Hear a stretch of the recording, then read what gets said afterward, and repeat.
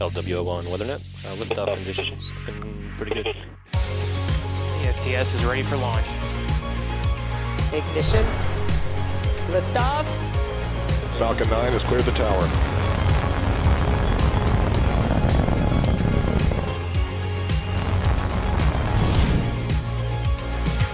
Ten, 9, 8, Side booster ignition. 6, 5, 4, 3, 2, 1.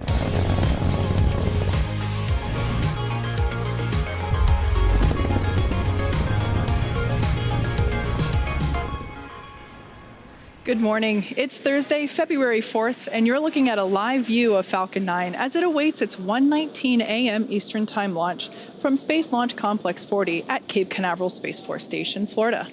My name is Kate Tice, and I'm a senior certification engineer here at SpaceX, joining you from our headquarters in Hawthorne, California. You're watching a live webcast for our 18th Starlink mission and our 4th launch of 2021. As many of you know, February is Black History Month here in the United States. Since 1976, the United States has designated the month of February as a time to recognize and celebrate the critical roles that Black people have had and continue to have in shaping our shared history.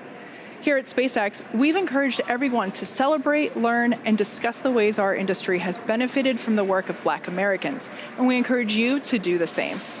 Speaking of work, the Starlink team has been hard at work in preparation for today's launch, as well as another Starlink launch that's set for about 24 hours from now at our neighboring launch pad 39A.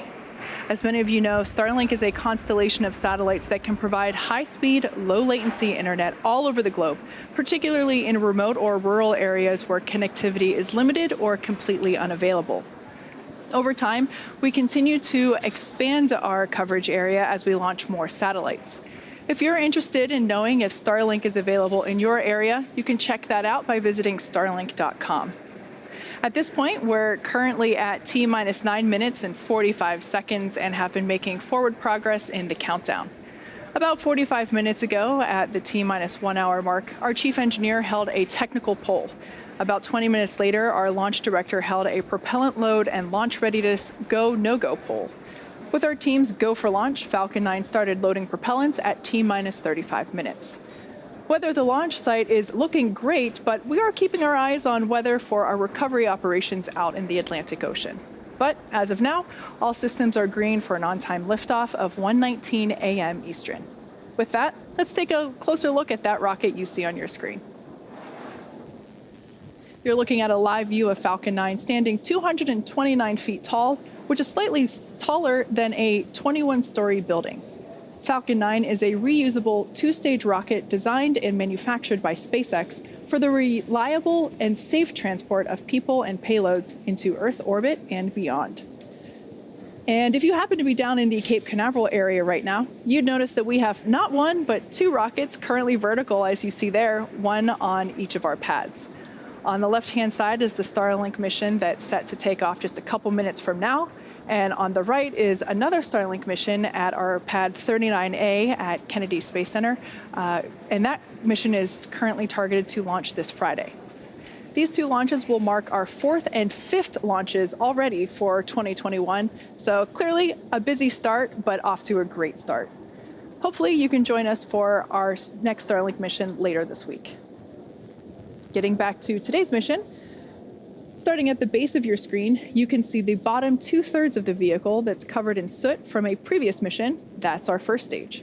At liftoff, Falcon 9's first stage has thrust greater than 5 747 airplanes at full power, consuming 700 gallons of fuel per second.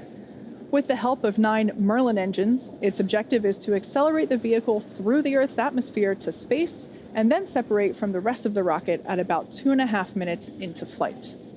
From there, it'll make its way back to Earth, and we're targeting a drone ship landing there you see on your screen, our drone ship, Of Course I Still Love You.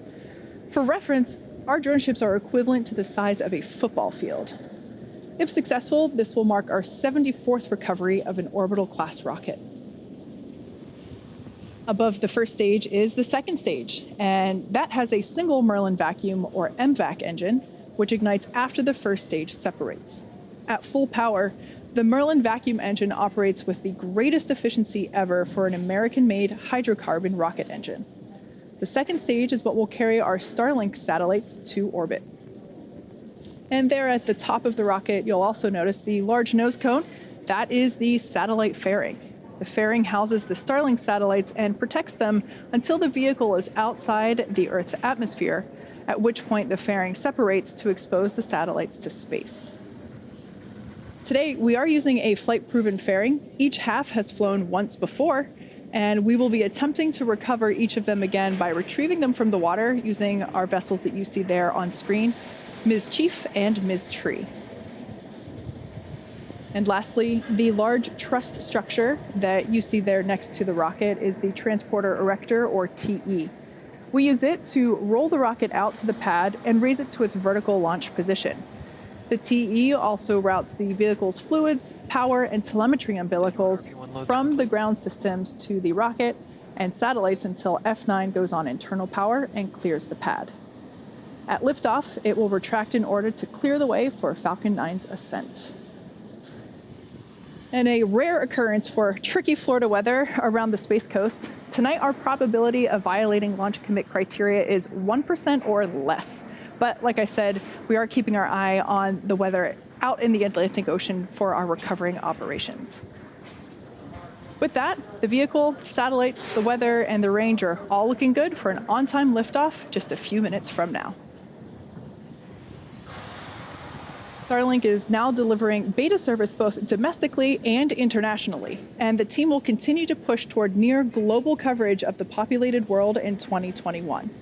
During our beta program, users can expect to see data speeds vary from 50 megabits per second to 150 megabits per second, along with brief periods of no connectivity, and latency from 20 milliseconds to 40 milliseconds in most locations. As we launch more satellites, install more ground stations, and improve our networking software, data speed, latency, and uptime will all improve dramatically. Starlink is available to a limited number of users at this time, but if you're interested in finding out if Starlink is available in your neighborhood, head over to starlink.com. At this point, we are at T-minus 4 minutes and 30 seconds from liftoff, and Falcon 9 is now moving into the final stages of the countdown. We're currently waiting for the Transporter Erector, or that TE, to retract. That's the painted white structure there next to the vehicle.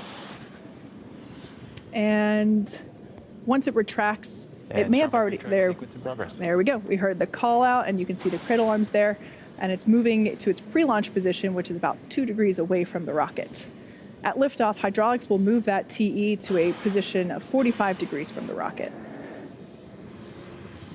If you listen closely, you might be able to hear the hiss and pop of pressure venting from the vehicle and the plumbing in the Transporter Erector, and that's all completely normal. At this point in time, the first and second stages are both nearly fully loaded with 1 million pounds of kerosene fuel and liquid oxygen. Super chilled liquid oxygen is our propellant oxidizer, and it's that super chilled LOX that is creating those white clouds that you see there around Falcon 9. That happens when that super chilled liquid oxygen comes into contact with the ambient air around it. And there we heard the call. Strong back retraction is complete. So the first stage should be finishing up that prop load here in 10 seconds at T-minus 3 minutes, and second stage will wrap up prop load at T-minus 2 minutes. At T-minus 60 seconds, we'll hear the call out that Falcon 9 is in startup. This means that the rocket's autonomous internal flight computers have taken over the launch countdown. Just inside of T-minus 2 seconds, we light the Merlin M1D engines. We use T-Tab as our ignition fluid. When it mixes with oxygen, it burns a bright green-colored flame. We then allow the fuel into the thrust chamber, and the engine comes up to full power for liftoff at T0. Stage 1 LOX load complete. And there we heard the call out that Stage 1 LOX load is complete. Second stage will be wrapping up momentarily. The Starlink payloads continue to be healthy, and the F9 team tracking no issues with the rocket. Like I mentioned before, less than 1% chance of violating our our weather rules at the Space Coast launch site there you see. But we are keeping our eyes on the weather around our recovery operations. And the range has cleared the surrounding ground, water, and airspace and are green for launch. Now, if for some reason we don't get to launch today, we do have a backup opportunity on February 5th at 12:58 a.m. Eastern Time.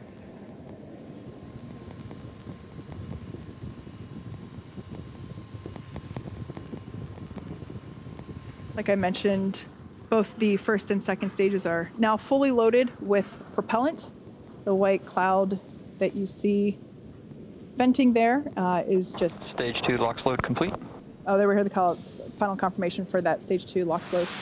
And the white cloud there is just the leftover liquid oxygen in the load lines there in the transporter erector, vaporizing as they come into contact with the ambient air.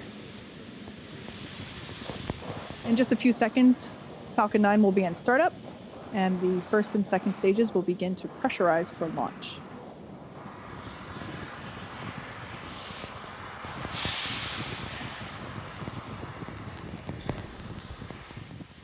Falcon 9's in startup.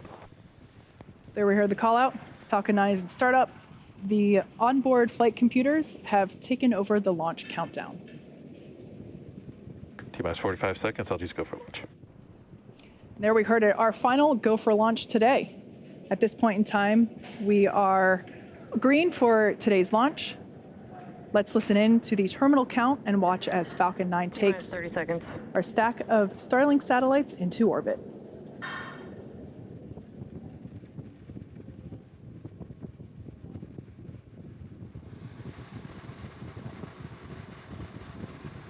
T-minus 15 seconds.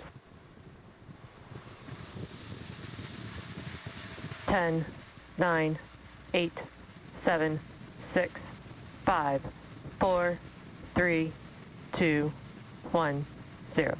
Ignition. And liftoff.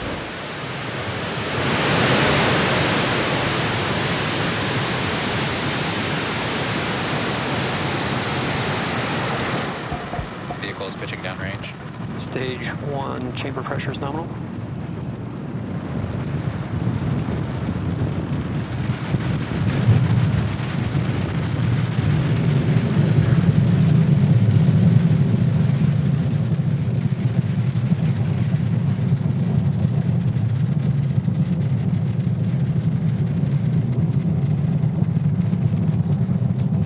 There we see Falcon 9 has successfully lifted off from Cape Canaveral Space Force Station, carrying our stack of Starlink satellites into orbit. There we just heard that power and telemetry are all nominal. We're going to throttle the engines down in preparation for max Q. And this is the largest structural load that the vehicle will see during ascent, so slowing the vehicle down a little helps during that short period. Max Q coming up here in just a couple of seconds.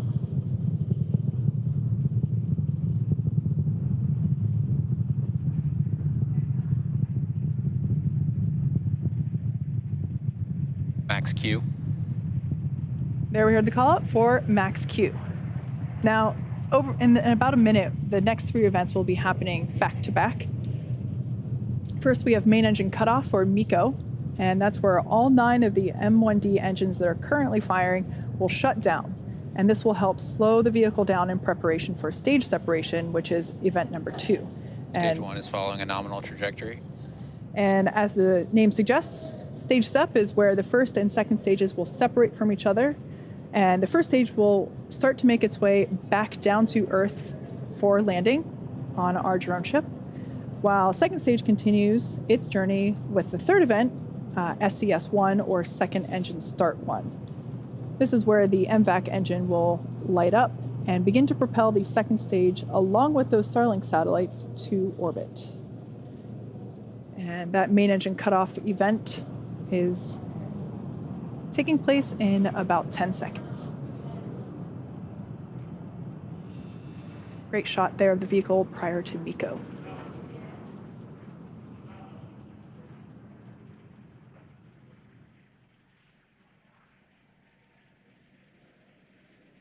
Main engine cutoff. Stage separation confirmed.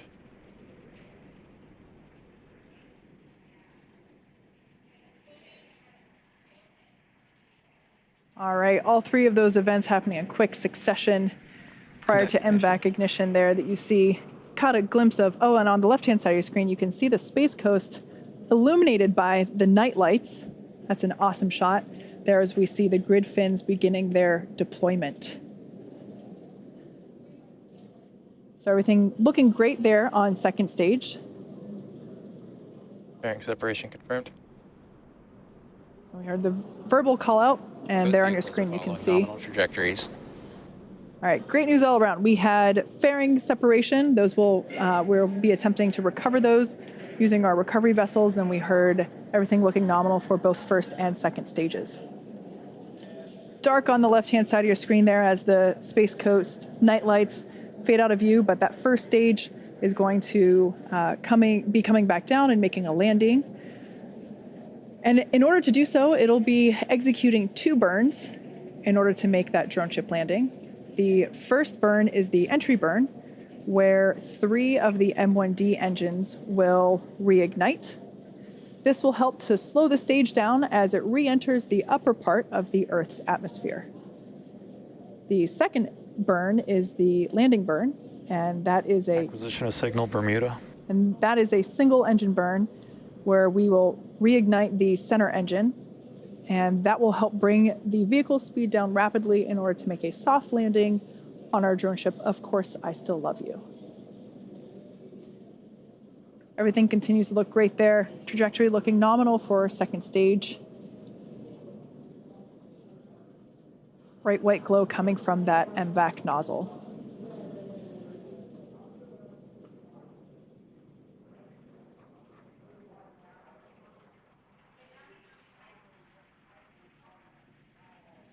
So at this point in time, the first Both stage, vehicles continue to follow nominal trajectories. at this point, the first stage is now beginning to descend back to Earth. It is equipped with 4 hypersonic grid fins that are positioned near the top of the first stage. We don't have any light illuminating the vehicle at the moment, so can't really make them out on camera. So we're providing you views of our second stage instead.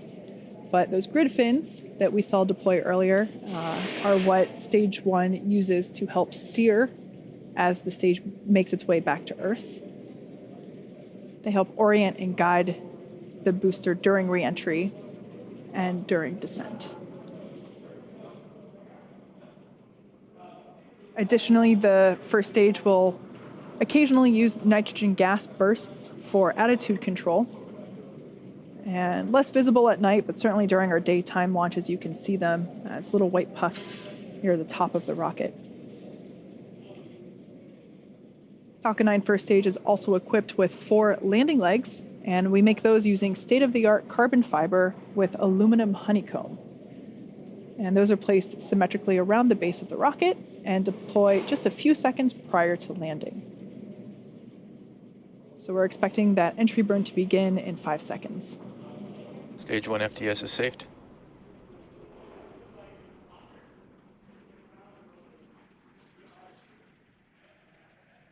Stage 1 entry burn startup. All right, so this 20-second burn has just begun, and you can see that there on the left-hand side of your screen.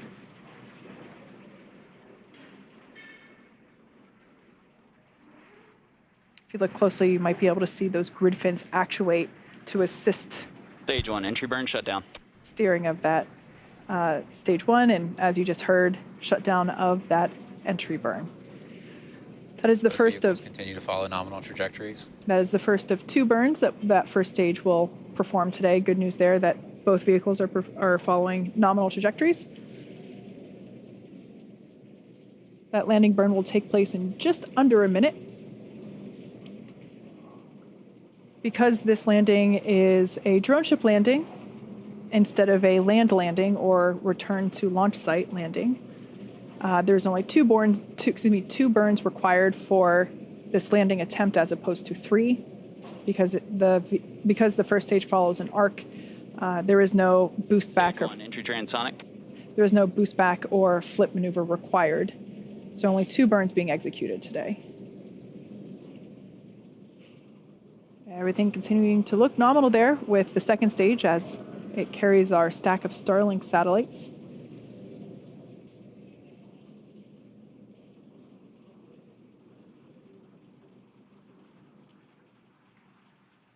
And that landing burn out. There we have a shot of the drone ship holding position in the Atlantic Ocean. Stage 1, landing burn startup. And there we can see the lights beginning to illuminate the platform and the waters around.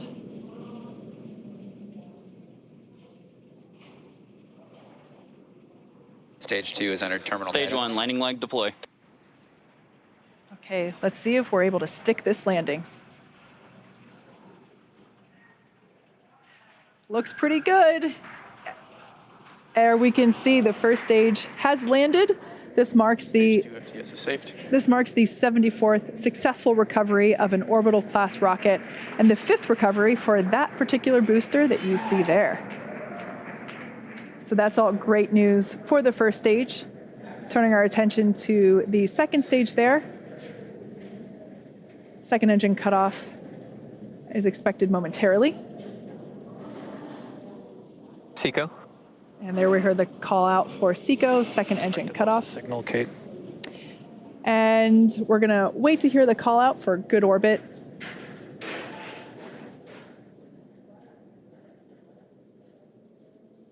Nominal parking orbit insertion. Okay, there we just heard we got a good orbit there for second stage. It's gonna coast for a little bit in this orbit, actually for the next 35 minutes or so. While that happens, take a look at this animation showcasing where we are in the coast phase. We'll see you back here at T plus 45 minutes for a second stage relight.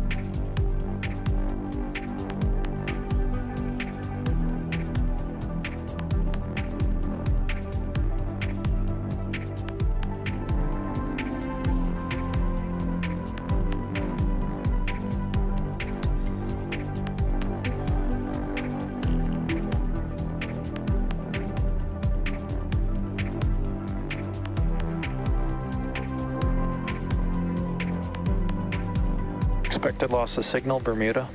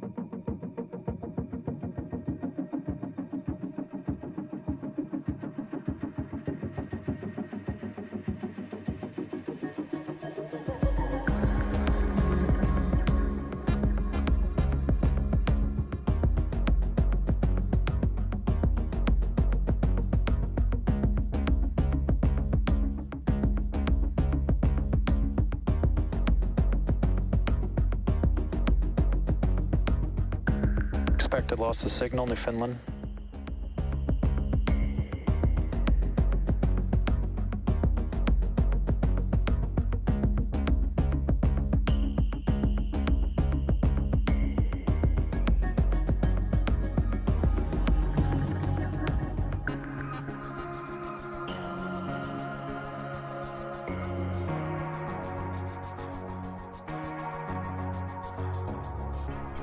Acquisition of signal, Goonhilly.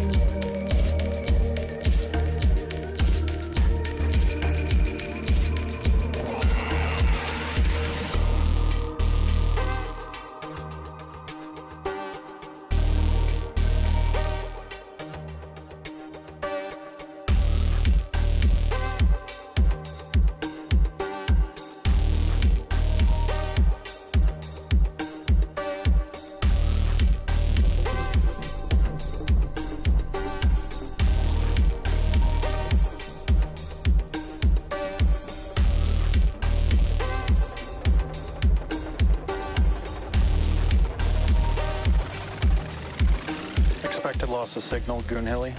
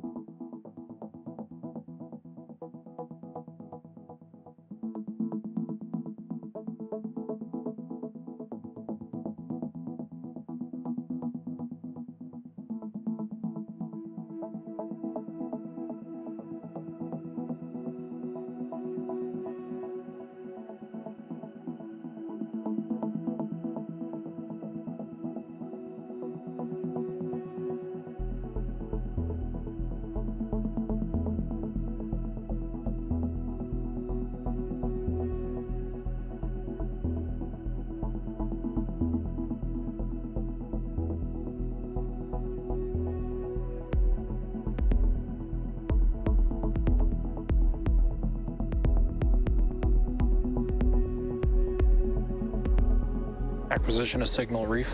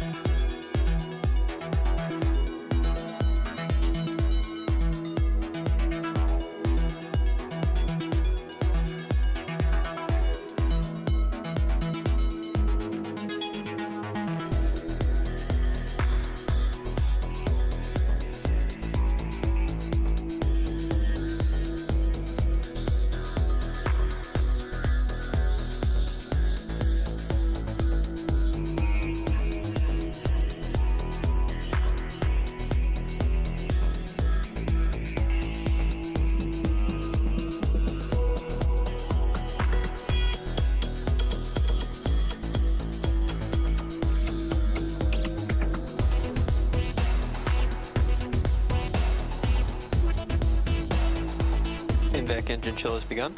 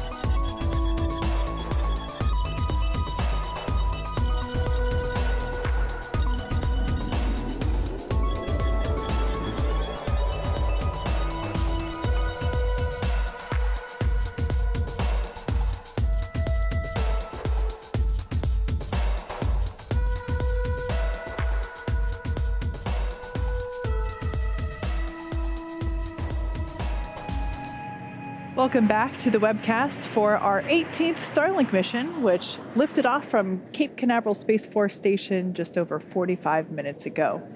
We had an on-time liftoff, a great Stage 1 landing on our drone ship, Of Course I Still Love You, which was stationed out in the Atlantic Ocean. And there you can see on your screen, we have second stage. Right now, everything looks great there. We are awaiting the relight of that second stage, the event known as SES2, or Second Engine Start 2. And that'll be coming up momentarily at the 45-6 minute mark. It'll be a very short 1-second burn of our MVAC engine. Now, we are having a little bit of a connectivity issue with our ground station, so we might not be able to see SES2, but I think we'll be all right. If you hear background noise, our second shift in production here at our manufacturing headquarters in Hawthorne, California is finishing up for the evening. So bear with me if you get any background noise there.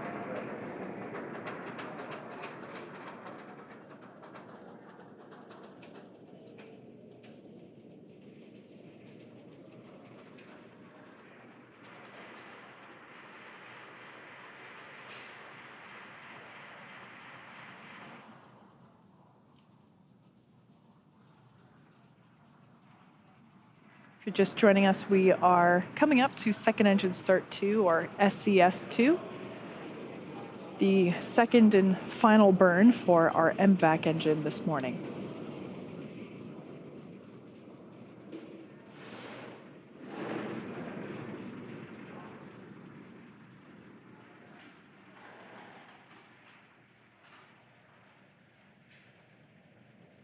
MVAC ignition and shutdown. All right, like I said, that was just a quick 1-second burn, and we're going to hang out here for a moment until we hear confirmation that we're in a good orbit.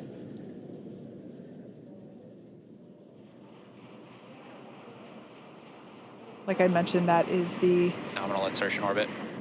All right, so we heard that we've got a good orbit there. Expected loss of signal, reef. We have another 15-minute coast phase before we deploy this next batch of Starlink satellites into orbit. During this time, the spacecraft will start to spin along its central axis, and that'll give the Starlink satellites the momentum that they need to space themselves out over time after they deploy. While this happens, sit back and enjoy some more space tunes. We'll see you back here at T+1 hour and 4 minutes.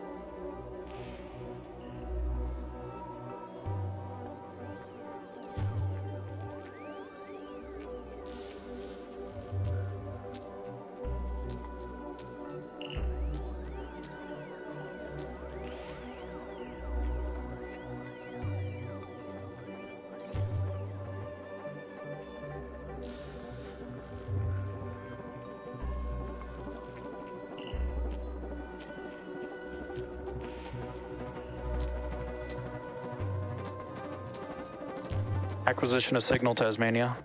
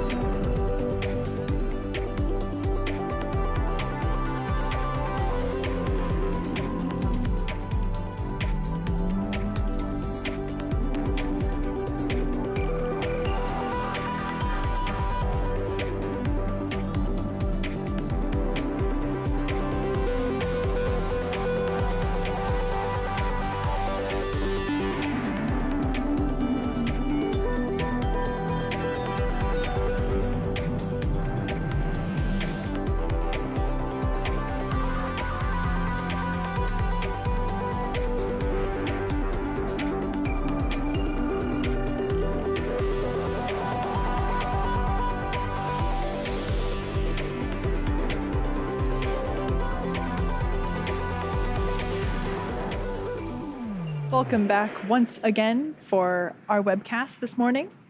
We had an on-time liftoff from Space Launch Complex 40 and first stage landing on our drone ship. At this point, second stage has completed its 2 MVAC burns, and we're now coming up on deployment of our Starlink satellites. That should be happening here just momentarily.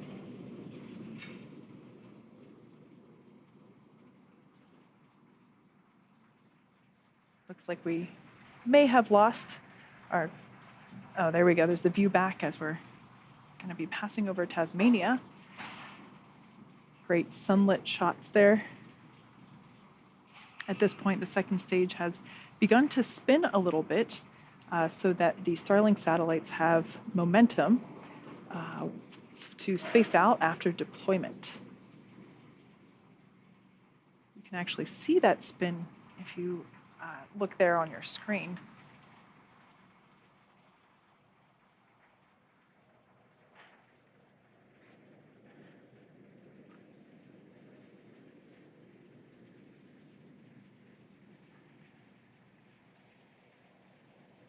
I'm hearing we might lose that ground station signal Payload separation confirmed. prior to deployment. Oh, but there we heard the call out, and we can see it on the screen. We've got deployment of this batch of Starlink satellites. There you can see that they are slowly separating. We ended up losing that signal, but just after that deployment. So as you might have noticed, they did begin to start slowly separating out from the second stage. Shortly, they'll be deploying their solar arrays, and over the next few days and weeks, they'll distance themselves out from each other and use their onboard ion thrusters to make their way to their operational orbit. But with that, we're going to bring our webcast to a close. Thank you to the Range and FAA for supporting today's mission. If you're interested in Starlink service, head over to starlink.com and sign up. Thanks for joining us, and have a great morning.